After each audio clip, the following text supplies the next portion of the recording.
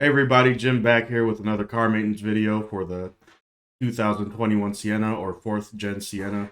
What I'm going to be doing is a 50,000 mile service, which is the coolant for the engine, the coolant for the hybrid inverter, and the transmission fluid, and if you have the all-wheel drive, doing the differential fluid. Other things that won't be shown in this video is an oil change, brake fluid service, and a tire rotation. Those can be done pretty easily, and videos can be found on that pretty easily. So I'm not going to go over that. And then what I want to point out is that, again, do your repairs at your own risk. If you feel like you can't do anything in this video, go to a professional. And this video is for informational purposes only. The tools I'll be using, I'll add links to the description below if you want to get them for yourself. Again, these are affiliate links, but if you click on my link and buy from that link, it's no extra cost to you. It just helps me out. I appreciate it. And yeah, so let's get to it. All right, everybody, so let's get started. It's going to be pretty straightforward. Have the hood popped on the Sienna, and you want to take off the radiator cap right here. Just turn it counterclockwise, and it'll pop right off like that. And what you want to do is remove the front half of the front skid plate for now. That's what it looks like. Just a bunch of 10mm screws and some push pins. These are the tools you need. I won't go into great detail, but I'll list it and you can just pause. Obviously, you have some optional tools, but the funnel will be a useful tool. I want to stress on using a proper tool like this breaker bar and a proper 10mm hex socket. It makes it so you won't strip the bolts, and it makes it an easier job taking them off. And let's not forget about some pliers. So this is the fluid I used. This is the coolant that I'm going to be using. Of course, you can use this original Toyota stuff, but this stuff is completely compatible. This is the transmission fluid I'm using. I'll put a link into the description below. All right, so here is the radiator petcock and drain valve. This is what I did to drain it clearly. And all you have to do is twist that yellow petcock counterclockwise and it'll drain. I put this little towel over here so the fluid draining out from the little petcock gets caught. And then here is the coolant reservoir for the radiator and the coolant reservoir for the inverter. So coolant reservoir is right there, and I'm going to be using my fluid extraction tool to remove the fluid because I just don't want to remove the reservoir.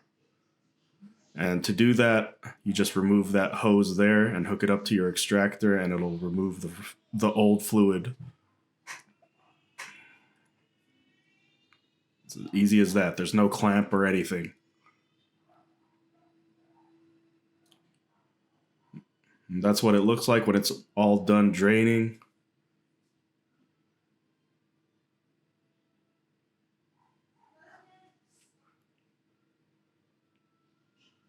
Then after that, you just want to tighten the petcock.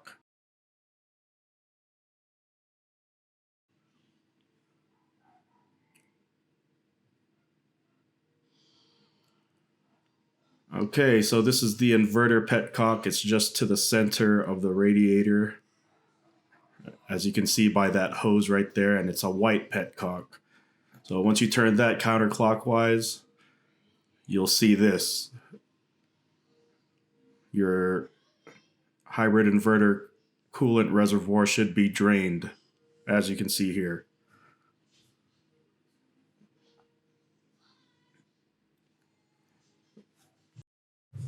Once both systems are drained and you tighten both petcocks, you want to remove this hose right here for the initial bleed once you start filling the coolant back into the radiator.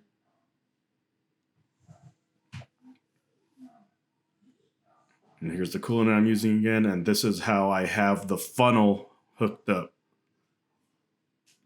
So once coolant starts gushing out of there, as you can see here, the towel's wet now. You can remove the towel and hook the hose back up and clamp it back up as such. And here it is back to its original state. So once you have the radiator and the hybrid inverter system filled up with coolant, you want to put the vehicle into maintenance mode so you have the engine running so you could bleed the system. This is what it's going to look like while it's bleeding. You want all those air bubbles out of the cooling system to prevent any type of overheating. So you're going to run this for maybe 20 minutes so that all the bubbles are relieved. And as far as the hybrid inverter, make sure that you don't let this run dry. Make sure that it is full. Make sure that the coolant reservoir is full because it's going to be running. You don't want the coolant inverter or the hybrid inverter to run dry. So this is what it looks like when it's done. Both reservoirs are topped off. You're going to have to top off every now and then to make sure that all the little air bubbles are out, but for the most part, it should be done.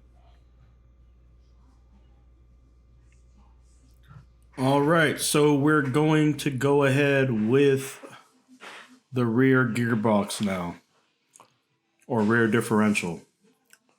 So here I have it jacked up, of course supported with jack stands. You want it jacked up level with the front as much as possible to get an accurate fill level.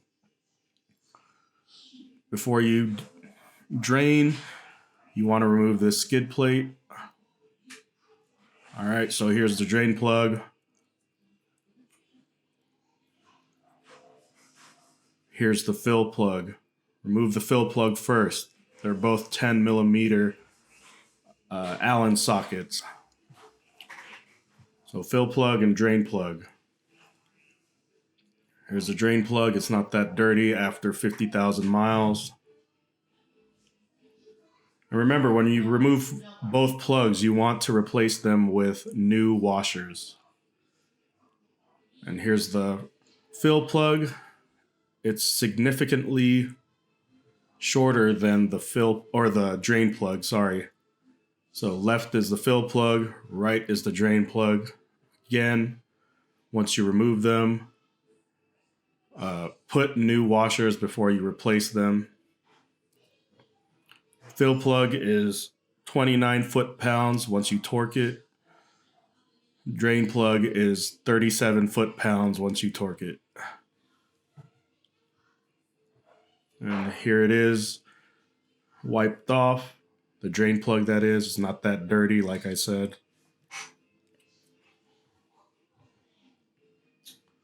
All right, so here is the fill plug off. This is where you want to fill the transmission fluid. You just keep filling until it trickles out of the hole, and it should be around 2 quarts.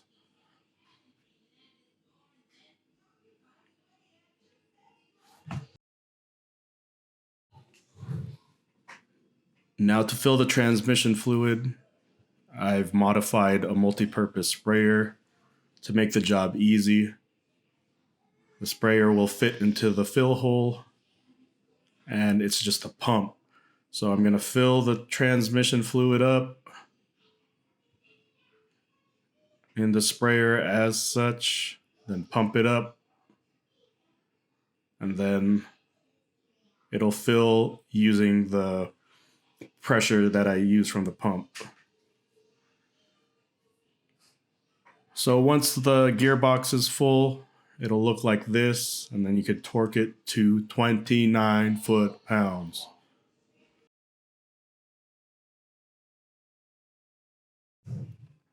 Okay, now to the transmission. Take off the rear half of the front skid plate. And there's the fill plug. There's the drain plug. Use the same 10mm Allen key or hex key, whatever you want to call it. Fill plug, drain plug. Remove the fill plug first, then the drain plug. Both are torqued to 37 foot-pounds.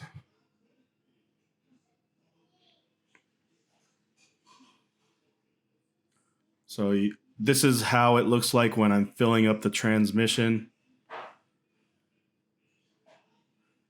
And you can tell it's full when it starts trickling out like that. Again, torque the bolt to 37 foot-pounds. New washers. New washers on both plugs. Again, new washers on both plugs. After that, button everything up and you're done. All right, guys, I hope that video helped you. But to close, some other notes. Being at 50,000 miles, van's still averaging around 35, 36 miles per gallon, which is phenomenal to me. It's probably going to need new tires. It treads about 30 seconds, so maybe by January or February after its last rotation. This is probably going to be the last rotation, but I'm probably going to spring for new tires. Brake pads are still good, the last time I inspected them. And I haven't really had any problems since that little TPMS issue, which has then been solved. Turns out the TPMS light or the ECU has been being triggered with my kid's baby monitoring camera for the back seat. I since then got a new camera and the issue has went away. The TPMS isn't acting up anymore.